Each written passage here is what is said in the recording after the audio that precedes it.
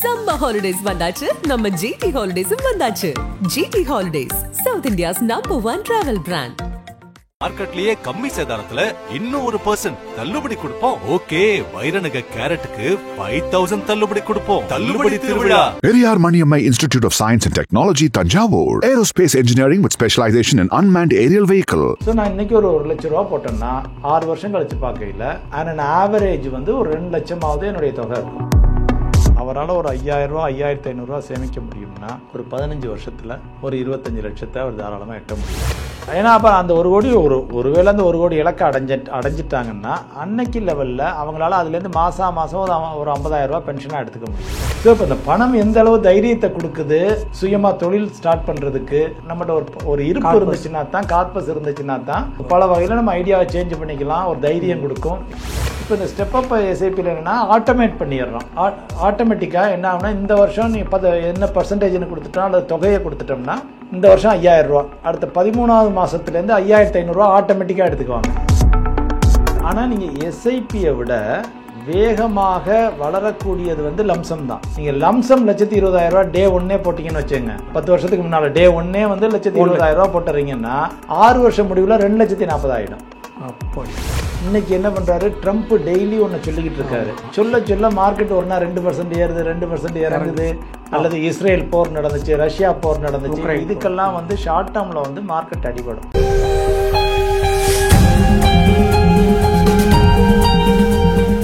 நக்கீரன் நேயர்களுக்கு வணக்கம். முதலீட்டு ஆலோசகர் சொக்கலிங்க பழனியப்பன் அவர்கள் நம்முடன் இருக்கிறார். நாம் அவர் வரவேற்போம். வணக்கம் சார். வணக்கம். சார், இப்போ காம்பவுண்டிங் அப்படின்னு ஒரு வார்த்தை வந்து மிக பிரபலமானது முதலீட்டு முறையில் தான். ஐன்ஸ்டீனோட 8 ஒண்டர்னு சொல்லி அதை இது கூடவே சேர்த்து தான் அந்த வார்த்தையை சொல்லுவோம். கரெக்ட். இப்போ காம்பவுண்டிங், இப்போ உதாரணத்துக்கு என்னுடைய புரிதல் சார், இப்போ நம்ம ஒரு வங்கியில் வந்து எப்படி போடுறோம், 1 லட்சம் போடுறோம், 7% எனக்கு வருடத்துக்கு 7000 ரூபாய் கொடுக்குறாங்க. அடுத்த வருஷம் அது 1,07,000 வட்டி வரப்போகுது. கரெக்ட். அதுதான் காம்பவுண்டிங், ரைட்டா சார்? இப்போ மியூச்சுவல் ஃபண்டுக்குள்ளே நம்ம வரோம், 1 லட்ச ரூபா இன்வெஸ்ட் பண்ண போகிறோம். இது அடுத்த வருஷம் எவ்வளோ வரும்னு நம்மளுக்கு தெரியாது, ஏறலாம் இறங்கலாம் அப்படின்ற கான்செப்ட். இப்போ இந்த 1,00,000 சப்போஸ் அதே 7,000 ரூபா வருது வச்சுக்கலாம் சார், 1,07,000 ரூபா அந்த ஒரு வருடம் முடிவில் வருது. இப்போ இங்கே எங்கே சார் காம்பவுண்டிங் ஆப்ஷனே கிடையாது. இந்த 1,07,000 அடுத்த வருஷம் ப்ளே பண்ணணும்னு பார்த்தா டக்குன்னு மார்க்கெட் இறங்கினா கீழே இறங்கிடும். அப்போ அங்கே இந்த காம்பவுண்டிங்ன்றது மியூச்சுவல் ஃபண்டு எப்படி ஒர்க் ஆகுது? ஷார்ட் டேர்ம் இன்வெஸ்ட்மெண்ட்டாக எடுத்துக்கலாம். மியூச்சுவல் ஃபண்டுகளில் ஷார்ட் டேர்முக்கு தனியாக இருக்குது, அதை விட்டுருங்க. மக்களுக்கு தெரிஞ்சதெல்லாம் ஈக்விட்டி மியூச்சுவல் ஃபண்டுகள் தான், அதைத்தான் மியூச்சுவல் ஃபண்டு நினைக்கிறாங்க. ஸோ இப்போ இந்த ஈக்விட்டி மியூச்சுவல் ஃபண்டுகளில் வரையில் நம்ம வந்து மினிமம் வந்து ஒரு 5 இயர்ஸாவது வச்சுக்கோங்கிறோம். சரியா? மினிமம் 5 இயர்ஸ் உங்கள் இன்வெஸ்ட்மெண்ட் ஹொரைசான் வந்து மினிமம் 5 இயர்ஸ் இருக்கணும் அப்படிங்கிறோம். அப்படிங்கையில் வந்து இப்போ இந்த நிறுவனம் இருக்குன்னு வச்சுங்க, ஒரு எக்ஸாம்பிள் ஸ்டேட் பேங்க் ஆஃப் இந்தியான்னு எடுத்துங்க. ஸ்டேட் பேங்க் ஆஃப் இந்தியா இருக்குது, ICICI bank, HDFC bank, 3 bank இருக்குது. 3மே மார்க்கெட்டில் லிஸ்டட். இப்போ அடுத்த 3 மாதத்தில் அவங்க லாபத்தில் வருவாங்களா என்னென்னு தெரியாது. லாபம் வரலாம், நஷ்டம் வரலாம், வராக்கடன் அதிகமாச்சுன்னா நஷ்டம் வரலாம், இது எல்லாம். ஸோ இப்போ அவங்களுக்கு வராக்கடன் அதிகமாச்சுன்னா அந்த 3 பேங்க்கினுடைய ஷேர் ப்ரைஸும் மார்க்கெட்டில் குறையும். அவங்களோட குறைஞ்சின்னா ஆட்டோமேட்டிக்காக மியூச்சுவல் ஃபண்டில் அதை வச்சுருந்தாங்கன்னா அதுவும் குறையும். ஸோ இந்த ஆனால் 5 வருஷத்தில், இன்னையிலேருந்து ஒரு 5 வருஷத்தில் நம்ம எல்லாருக்கும் தெரியும், ஸ்டேட் பேங்க் ஆஃப் இந்தியாவும் நல்லா வளர்ந்துருக்கும், ஐசிஐசிஐ பேங்க்கும் வளர்ந்துருக்கும், ஹெச்டிஎஃப்சி பேங்க்கும் வளர்ந்துருக்கும்னு தெரியும். ஏன்னா இந்தியாவில் மக்கள் தொகை ஒன்று, யங் பாப்புலேஷன் ஒன்று, எல்லோரும் 18 வயசாகவும் பேங்க் அக்கௌண்ட் தான் போய் ஓப்பன் பண்ணுவாங்க, வேலைக்கு சேரவும் பேங்க் அக்கௌண்ட் தான் போய் ஓப்பன் பண்ணுவாங்க, ஒரு 25-30 வயசாகவும் வீட்டு கடன் வாங்க போவாங்க, பேங்க்கு தான் போகணும். ஸோ அப்படி இருக்கையில் நம்மளுடைய தேவைகள் அதிகமாக இருக்கையில் கடனுக்கும் தேவைகள் இருக்குது, சேமிப்புக்கும் தேவைகள் இருக்குது. அப்படிங்கையில் இன்னொரு 5 இந்திய பொருளாதாரம் ஒரு நல்ல வளர்ந்து கொண்டு இருக்கக்கூடிய பொருளாதாரங்கிறத கண்டு பேங்க்குன்னு ஒரு உதாரணத்துக்கு சொன்னேன், ஃபார்மா கம்பெனி ஆகட்டும், இன்னும் ரியல் எஸ்டேட் கம்பெனி எல்லாமே ஒழுங்காக அவங்க நடத்திக்கிட்டு வந்தாங்கன்னா வளரும். ஸோ இப்போ அந்த 5 வருஷத்தில் வந்து இன்றைக்கி இருந்ததுலேருந்து எங்கேயோ இருப்போம். ஒரு எக்ஸாம்பிளுக்கு வந்து இப்போ நான் இன்ஜினியராக வேலைக்கு சேரையில் மாத சம்பளம் எனக்கு 2000 ரூபா, பிர்லா குரூப்பில் ஹிண்டல்கோ இண்டஸ்ட்ரீஸில் 2000 ரூபா மாத சம்பளம். அதே இது இன்றைக்கி வந்து பார்த்திங்கன்னா, இன்றைக்கி ஜாயின் பண்ணுற இன்ஜினியர்ஸ் வந்து ஒரு நல்ல கம்பெனியில் போய் ஜாயின் பண்ணாங்கன்னா ஈஸியாக 1 லட்ச ரூபா பேக்கேஜ் வருது பர் மந்த்துக்கு. ஒரு எக்ஸாம்பிளுக்கு சொல்ல, ஒரு பெரிய கம்பெனி, டாப் கம்பெனிஸில் போனாங்க, அதை விட குறைச்சி இருக்குது, கூடவும் இருக்குது. ஸோ இப்போ இந்த வித்தியாசம் வந்து எதனால் வந்துச்சுன்னு பார்த்தீங்கன்னா, இந்த கடந்த 30 வருஷத்தில் 40 வருஷத்தில் இந்திய பொருளாதாரம் நன்றாகவே வளர்ந்துருக்கிறது. அப்போ எல்லாருடைய ஆவரேஜ் சேலரியும் சராசரி வருமானம் ஏறி இருக்கிறது. அதே மாதிரி தான் இந்த நிறுவனங்களினுடைய லாபமும் கடந்த காலங்களில் நல்லா வளர்ந்துருக்கு. நீ அடுத்த 10, 20, 30 வருடங்கள்லையும் நல்லா வளரும். அதை பேஸ் பண்ணி இப்போ நம்ம சொல்கிறோம். அப்படிங்கையில் வந்து இப்போ இந்தியா ஓகே, இந்திய பொருளாதாரத்துடைய சராசரி வளர்ச்சி எவ்வளவு அப்படின்னு வந்து பார்த்தீங்கன்னா ஒரு 12%. ஜென்ரலாக வந்து ஒரு 5%, 6%, 5% இன்ஃப்ளேஷன் எடுத்துங்க. இன்ஃப்ளேஷன் அட்ஜஸ்ட் பண்ண ரியல் க்ரோத் ஒரு 7%, ரெண்டையும் ஆட் பண்ணோம்னா 12%. ஸோ சராசரியாக இப்போ நம்ம பொருளாதாரம் ஒரு 12% வளர்ந்துக்கிட்டு இருக்கு. ஸோ இந்த 12% வளரையில் நிறுவனங்களில் வந்து அது 13% இருக்கலாம் வளர்ச்சி, 14 இருக்கலாம், 15 இருக்கலாம், நல்லா நடத்தக்கூடிய நிறுவனங்களில். சில நிறுவனங்கள் லாஸாகவும் ஆகும், நான் இல்லைன்னு சொல்லலை. ஸோ மினிமம் ஒரு 12 வளருதுன்னு வச்சுக்கினா கூட நான் 5 வருஷம் வச்சுருக்கையில் அந்த 12% 60 சிம்பிளாக சொன்னால், பட் நீங்கள் காம்பவுண்டிங்கில் ஒர்க் பண்ணிங்கன்னா ஒரு 70-75% வரும்னு வச்சுங்களேன். அல்ல 6 வருஷத்தில் டபுள் ஆகும். ஓகே, 12% போட்டிங்கன்னா 6 வருஷத்தில் டபுள் ஆகும். ஸோ நான் இன்றைக்கி ஒரு 1 லட்ச ரூபா போட்டேன்னா 6 வருஷம் கழித்து பார்க்கையில் அண்ட் ஆவரேஜ் வந்து ஒரு 2 லட்சமாவது என்னுடைய தொகை இருக்கும். ஸோ இப்போ நான் இந்த 2 லட்சத்தை எடுத்துக்கிட்டு பின்னோக்கி வேலை செய்கிறேன், ஒர்க் பண்ணுறேன், பேக்வேர்டு கால்குலேஷன் பாங்க. சரி. ஸோ நான் இப்போ இன்னைக்கு தொகை எனக்கு 2 லட்ச ரூபாயா இருக்குது. நான் 6 வருஷத்துக்கு முன்னால் போட்டேன். இப்போ வட்டி கணக்கு, கூட்டு வட்டி கணக்கு பார்த்தோன்னா அது 12%. Okay okay. ஸோ மியூச்சுவல் ஃபண்டில் நம்ம காம்பவுண்டிங்னு சொல்கிறது வந்து பேக்வேர்டு கால்குலேஷன். ரைட், வந்துட்டு பிறகு தான் அதை ரிவர்ஸில் அதை கால்குலேட் பண்ண முடியும். நம்ம அதை ஃபோர்ஸி பண்ணி கால்குலேட் பண்ணி சொல்லலாம். ஆனால் அது நடக்குமான்றது கொஞ்சம் அது இந்த ஒரு 12% நல்லாவே நடக்கக்கூடிய வாய்ப்பு ஒரு 90%, 80%, 85% அஷூரன்ஸோட சொல்லலாம். ஏன்னா கடந்த காலங்களில் இதை விடவே கூட கொடுத்துருக்கு. ஓகே. ஸோ ஃபியூச்சரில் அட்லீஸ்ட் ஒரு 12% கிடைக்குமா கூட்டு வட்டி அடிப்படையிலனா தாராளமாக கிடைக்கும், வாய்ப்புகள் நிறைய இருக்குது. ஏன்னா அண்டர்லையிங், இப்போ ஒரு எக்ஸாம்பிளுக்கு நீங்கள் நம்ம இந்த ஸ்டேட் பேங்க் ஆஃப் இந்தியாவே எடுத்துக்கணும். இப்போ இந்த வருஷம் அவங்களுக்கு வந்து ஒரு எக்ஸாம்பிளுக்கு 10,000 கோடி லாபம்னு வச்சுங்களேன். 10,000 கோடியில் ஒரு 3,000 கோடியை வந்து டிவிடெண்டாக கொடுப்பாங்க. மீதி 7,000 கோடி அங்கே போய் கேபிட்டலோட தான் ஆட் ஆகும். ஆமாம் சார். அப்போ இருந்த கேபிட்டலோட இந்த 7,000 கோடியும் சேர்ந்து வேலை செய்யுது அடுத்த வருஷத்துக்கு. அடுத்த வருஷம் அங்கேருந்து தான் கூட்டு வட்டி ஸ்டார்ட் ஆகுது. Okay okay. அதனால தான் திருப்பி நமக்கு இங்கே ஷேர் ப்ரைஸ் இன்க்ரீஸ் ஆகுது, என்ஏவி ஏற போகுது, என்ஏவியும் ஏறுது மியூச்சுவல் ஃபண்ட். Right sir. இப்போது இதில் ஒரு முக்கியம் லாங் டேர்ம் சார். இது ஒரு குழப்பம் ஒன்று மக்கள் மத்தியில் இருக்குது. என்னன்னா எது லாங் டேர்ம் அப்படின்ற ஒரு கேள்வி வருது. ஒரு வருடம் மட்டும் எல்லாருக்கும் தெரிஞ்சிருக்கு ஷார்ட் டேர்ம். அது எல்லாருக்குமே அந்த 8 மாதம் 10 மாதம் ஒரு வருடம் ஒரு ஷார்ட் டேர்ம். இந்த லாங் டேர்ம்ன்றது எதை குறிக்குது? 3 வருடத்துலேருந்து ஸ்டார்ட் ஆகிறது லாங் டேர்மா, இல்லை 5 வருடமா, 7 வருடமா, 10 வருடம், 15 கன்ஃபார்மாக நம்மளுக்கு லாங் டேர்ம் தெரிஞ்சிடுச்சு. அப்போ அதோட தொடக்கம் என்ன? லாங் டேர்மோட தொடக்க வருடம் எது? மினிமம் வந்து ஒரு 5 வருஷம். அது லாங் டேர்ம்ங்கிறோம். மினிமம் வந்து ஒரு 5 வருஷமாவது இருந்தால் தான். ஏன்னா சில சமயங்களில் ஒஸ்ட் கேஸ் சீனரியோ எப்போவாச்சும் நடந்துச்சுன்னா திருப்பி சந்தை இப்போ எஸ்ஐபி போட்டுக்கிட்டே இருக்காங்கன்னு வைங்களே, ஒரு எக்ஸாம்பிள் 1000 ரூபா போட்டுக்கிட்டே இருக்காங்க. சில சமயங்களில் 5 வருஷம் முடிவில் கூட அவங்க போட்ட பணமே இருந்திருக்கு. அப்பாடி 60 மாதம் போட்டிருப்பாங்க. அந்த 60ஆவது மாதம் முடிவில் போய் பார்க்கையில் அது 60,000 ரூபாயாவே இருக்கும். சரி சரி. ஆனால் அந்த 6ஆவது வருஷத்தில் வந்து அப்படியே வந்து 1,20,000 ரூபாயா மாறிடும், டபுள் ஆகிடும். அப்பா. ஸோ அதுக்கு தான் இது பொறுமை தேவை. பொறுமை. லேண்ட் மாதிரின்னு வச்சுங்களேன், லேண்ட் மாதிரி இதை ட்ரீட் பண்ணிட்டாங்கன்னா பிரச்சனை இல்லை. கோல்டு மாதிரி கூட நம்ம கோல்டு மாதிரி விற்க போறது, அது மாதிரி ட்ரீட் பண்ணிட்டு எனக்கு நல்ல லாபமா இருக்கையில நான் எடுத்துக்கிறேன், அது வரைக்கும் நான் விட்டு வைக்கிறேன். அதுதான் அந்த கான்செப்ட்ல வரணும். அப்போ 5 இயர்ஸ் நம்ம மினிமம் தொடக்கம் 5 இயர்ஸ் மினிமம். Right sir. இப்போ ஒரு ஃபேமிலிக்கு ஒருத்தர் ஏர்னிங் பர்சன் வந்து ஒரு 25,000 ரூபாய் சார், இல்லை 30,000 ரூபாய் இந்த ரேஞ்சில் இருக்குது. அவருடைய சின்ன கோல் எதுனா, அவரால் டக்குன்னு நமக்கு எல்லாமே இப்போ அதிகம் பேசப்படுது நிதி சந்தையில் பார்த்தீங்கன்னா 1 கோடியை வச்சு தான் எல்லாருமே பிளான் பண்ணுறாங்க. நிறைய பேட்டிகளாகட்டும் கட்டுரைகளாகட்டும் 1 கோடி சேர்க்கறதுக்கான வழி. ஆனால் அந்த ஒரு 25,000 நபரும் வாங்குறவங்களுக்கு 1 கோடின்றது மிகப்பெரிய தூரம் தான் அது. அப்போ அவங்களுடைய முதல் இலக்கு ஒரு 25 லட்ச ரூபா சார். இந்த 25 லட்ச ரூபா வைக்கிறவருக்கு இந்த 25,000லேருந்து எவ்வளோ எக்ஸ்பென்சஸ் போயிட்டு இல்லை அந்த கடனுக்கு போயிட்டு மீதி சேர்க்க ஆரம்பித்தோம்னா எவ்வளோ வருடங்களில் இது ரீச் பண்ண முடியும் எம்எஃப் மூலியம் சார்? அதாவது 25,000 ரூபாயில் நம்ம ஒரு 20,000 ரூபா செலவுக்கு போயிடுதுன்னு எடுத்துக்கோம்.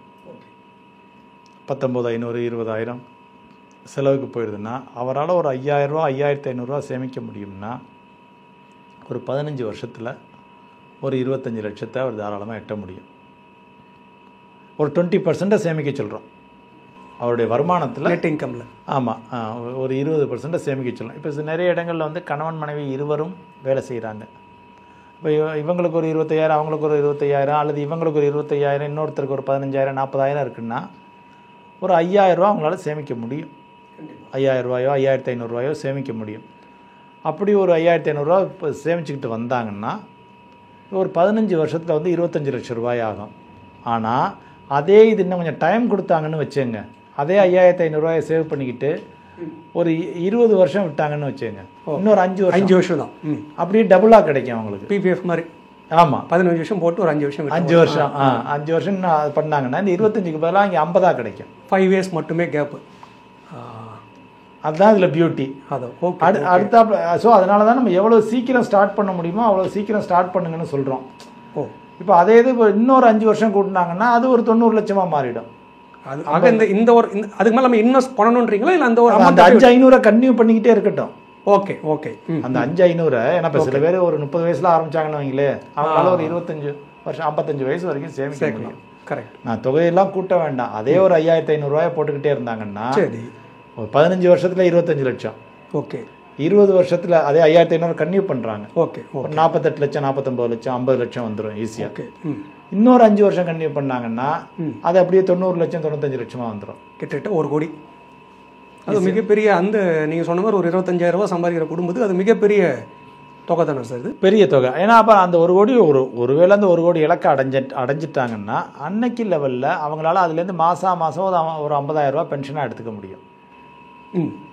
பர் மந்த்துக்கு. பர் மந்த் ஒரு பென்ஷனாக எடுத்து ப்ளஸ் அதுவும் கொஞ்சம் வளர்ந்துக்கிட்டு இருக்கும். ஸோ ஒரு 50,000 ரூபா பென்ஷன் எடுத்துக்கணும்னா நம்ம ஒன்றும் இல்லாமல் இருக்கல.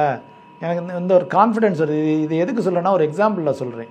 ஒரு ஐடி இன்ஜினியர் இருந்தார், நல்ல பொசிஷனில் இருந்தார், இங்கே சென்னையில் ஒர்க் பண்ணிக்கிட்டு இருந்தார். அவருக்கு ஒரு 45-50 வயசு இருக்கும். ஒர்க் பண்ணிக்கிட்டு இருக்கையில் அந்த கம்பெனியை வந்து என்ன சொல்லிட்டாங்க, கேரளா அரசாங்கம் வந்து நீ சென்னையிலேருந்து மூவ் பண்ணணும்ட்டாங்க. ஏன்னா ட்ரிவாண்ட்ரத்தில் வந்து கவர்மெண்ட் வந்து ஃப்ரீயாக டைடல் பார்க் மாதிரி கட்டி கொடுத்துருக்காங்க. அதில் இவங்க இந்த கம்பெனி வாங்கிடுச்சு, இவங்களுக்கு ஃப்ரீயாக கொடுத்துட்டாங்க. ஸோ இப்போ கேரளா கவர்மெண்ட் ப்ரெஷர் பண்ணி இங்கே ஒரு 600 எம்ப்ளாயீஸ் இருந்தாங்க, நீ எல்லாரையும் அங்கே மாற்று, அப்படியே ஃபுல்லாக ஷிஃப்ட் பண்ணோன்னா நான் உங்களை அலாட் பண்ணிவிட்டு இல்லாட்டி கேன்சல். ஸோ இப்போ போயிடு. இப்போ இவரும் போய் ஆகணும். ஆனால் இவர் குடும்பம் பூரா சென்னையில் அவருக்கு போக விருப்பம் இல்லை. நம்மகிட்ட எஸ்ஐபி மூலம் போட்டுக்கிட்டு இருந்தார், சேமிச்சுக்கிட்டு இருந்தார், எல்லாம் பண்ணிகிட்டு இருந்தார். அப்புறம் வந்து உட்கார்ந்தார். சார் நான் என்னை போக சொல்லாங்க, எனக்கு போக பிடிக்கல, என்னுடைய இன்வெஸ்ட்மெண்ட்ஸ் எவ்வளோ இருக்குன்னு பாருங்கள். சரி, இப்போ நான் இதுலேருந்து பென்ஷன் எடுத்துக்கிட்டுலாமா? நான் எனக்கு போக விருப்பம் இல்லை, நான் ஏதாவது பண்ணுவேன், பட் இன்றைக்கி எனக்கு வந்து நம்பிக்கை கிடைக்கணும். ஸோ அன்னைக்கு லெவலில் வந்து அவருக்கு வந்து 1 கோடிக்கு மேலே இருந்துச்சு. தாராளமாக எடுத்துக்கோங்க, அடுத்த வாரத்துலேருந்து கூட நீங்கள் பென்ஷனை ஸ்டார்ட் பண்ணிக்கலாம், மாதம் 50,000 60,000 நீங்கள் தாராளமாக எடுத்துக்கலாம் அப்படின்னு சொன்ன உடனே அங்கே போய் நான் பேப்பரை ரிசைன் பண்ணிட்டார். சரி, ரிசைன் பண்ணிவிட்டு எனக்கிட்டையும் பணம் கேட்கல. சரி, அது நம்பிக்கை வந்துருச்சு. அப்புறம் அவர் பாட்டு கன்சல்டிங் எடுத்து கன்சல்டிங் ப்ராஜெக்ட் பண்ண ஆரம்பிச்சிட்டாரு. Okay okay okay.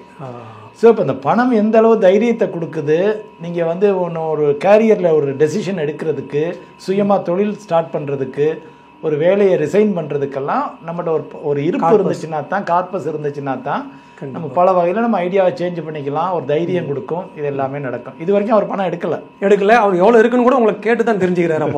அப்போ எவ்வளோ அது பாட்டு அந்த ஒரு எஸ்ஐபி வழியான்றது போயிட்டு இருக்குது. ஸோ அதான் அது மாதிரி அதனால வந்து பல வகையில் வந்து ஒரு கார்பஸ் வந்த உடனே பல வகையில் உங்களுக்கு கேரியர் சேஞ்ச் பண்ணுறதோ, இப்போ சில பேர் நான் 40-45 வயதில் இப்போ லேடிஸ் நிறைய பேர் வருவாங்க, ரொம்ப நாளாக ஒர்க் பண்ணிகிட்டே இருப்பாங்க.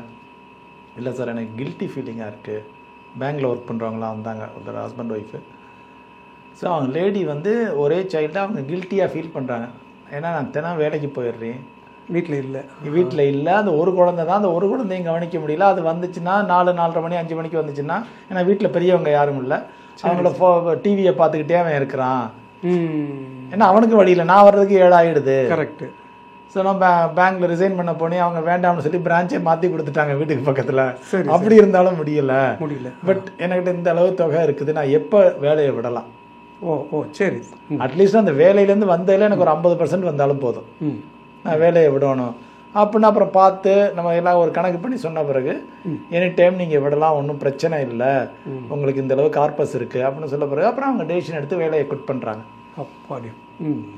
ஸோ அந்த அளவுக்கு மக்கள் தங்களுக்கு பிடிச்சதை செய்கிறதுக்கு வந்து ஒரு தொகை தேவைப்படுது இன்னைக்கு இந்தியாவில். அதுவும் சரியான எனக்கு தெரிஞ்சு நீங்கள் சொல்கிறது பார்த்தா அது ஒரு ஆலோசனையும் தெரியாது தேவைப்படுது. ஏன்னா இப்போ 2 பேர்கிட்டயுமே பணங்குது, ஆனால் அவங்களுக்கு அந்த நம்பிக்கை வரத்துக்கு ஒரு நபர் தேவைப்படுது. இங்கே இப்போ நீங்கள் இது இப்போ நம்ம இந்த நீண்ட பேட்டியில் எஸ்ஐபி நிறைய பேசுவோம் சார். இதில் என்ன சார் ஸ்டெப் அப் எஸ்ஐபின்னு ஒன்று வருது?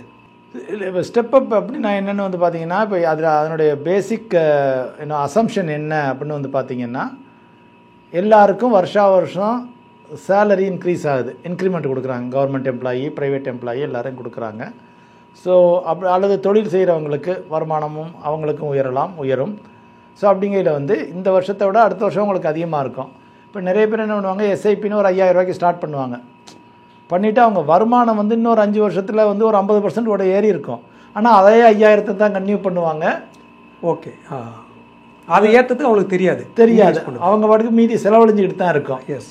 இப்போ இந்த ஸ்டெப் அப் எஸ்ஐபியில் என்னென்னா ஆட்டோமேட் பண்ணிடுறோம்.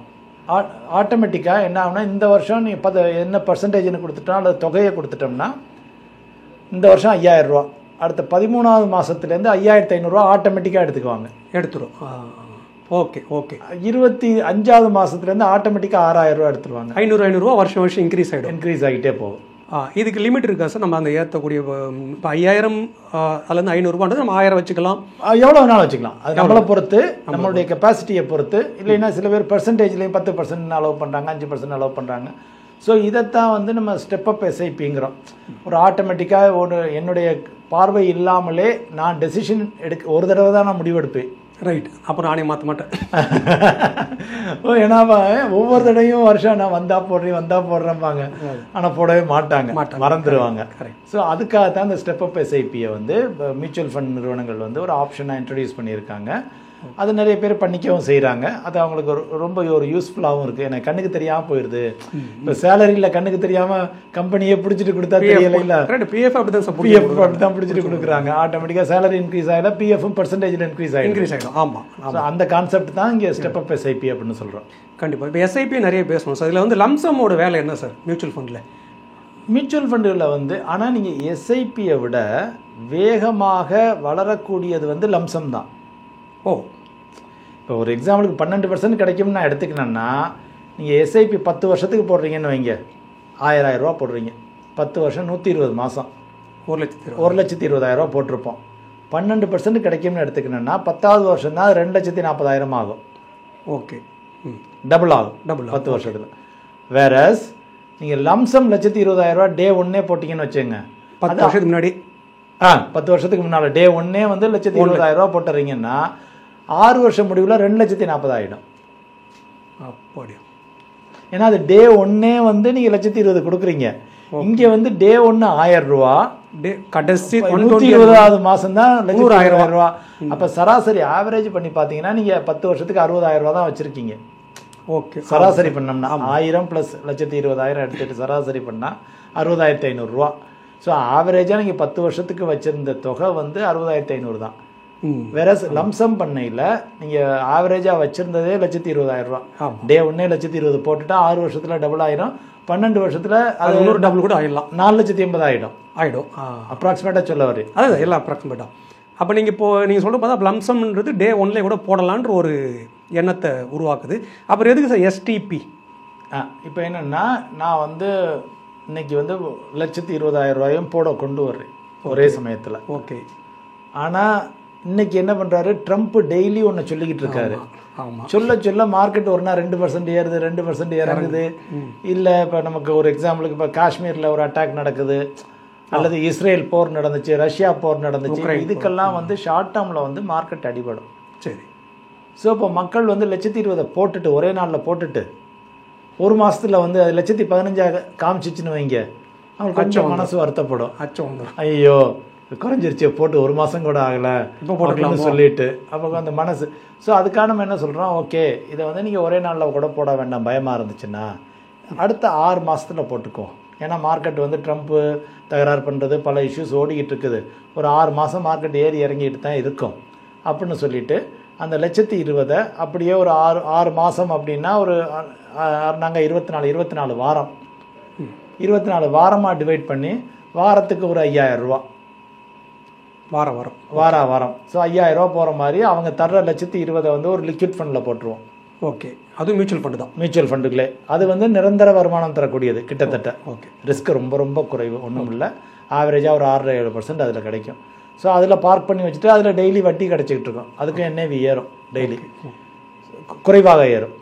ஸோ இப்போ அதுலேருந்து 5000 ரூபா இந்த ஸ்கீமுக்கு ட்ரான்ஸ்ஃபர் பண்ணுறோம், ஈக்விட்டி ஸ்கீமுக்கு பண்ணியாச்சுன்னா அது கொஞ்சம் ஆவரேஜ் ஆகிக்கும். ஓகே, இந்த அப் டவுன் அது சமாளிச்சிடும். ஒரு சராசரியான எனக்கு வந்து கிடைக்கும். நிறைய பேர் சொல்லுவாங்களே எனக்கு ரொம்ப உச்சமும் வேண்டாம், ரொம்ப அதிக லாபமும் வேண்டாம், நஷ்டமும் பட வேண்டாம், ஒரு ஆவரேஜாக இருந்தால் போதும் அப்படிங்கிறவங்களுக்கு வந்து இந்த STP சிஸ்டம் வந்து கொஞ்சம் பெட்டராக இருக்கும், பெனிஃபிட்டாக இருக்கும். மிக சிறப்பு சார். ஒரு நீண்ட பேட்டியில் வந்து ஒரு சாதாரண நடுத்தர குடும்பத்தில் எப்படி ஒரு 25,000 சம்பளம் இருக்கணும், எப்படி சேமிக்கணும், கோல்டு ஃபண்டு என்ன அதோட வித்தியாசங்கள், லார்ஜ் ஸ்மால் மியூச்சுவல் ஃபண்டோட வித்தியாசங்கள், ப்ளஸ் வந்து குறிப்பாக லாங் டேர்ம்ன்றது எவ்வளோ வருடனே தெரியாமல் இருந்த ஒரு விலைக்கும் மிக சிறப்பான ஒரு விளக்கத்தை கொடுத்துருக்கு. மிக்க நன்றி சார். மீண்டும் ஒரு நிகழ்ச்சியில் சந்திப்போம். நன்றி சார். நக்கீரன் டிவிக்கு சப்ஸ்கிரைப் செய்யுங்கள். உங்கள் ஆதரவே எங்கள் பலம். ஆசிரியர்களுக்கு நண்பனாகவும் மாணவர்களுக்கு ஆசானாகவும் திகழும் தேர்வு வழிகாட்டி. ஒவ்வொரு பாடத்திற்கும் அனுபவமிக்க ஆசிரியர்களின் துல்லியமான தெளிவான விடைகள். CNC இருக்கு, தேர்வு பயம் எதற்கு? இது தீரன் பப்ளிஷிங் ஹவுஸ் விற்பனை வெளியீடு.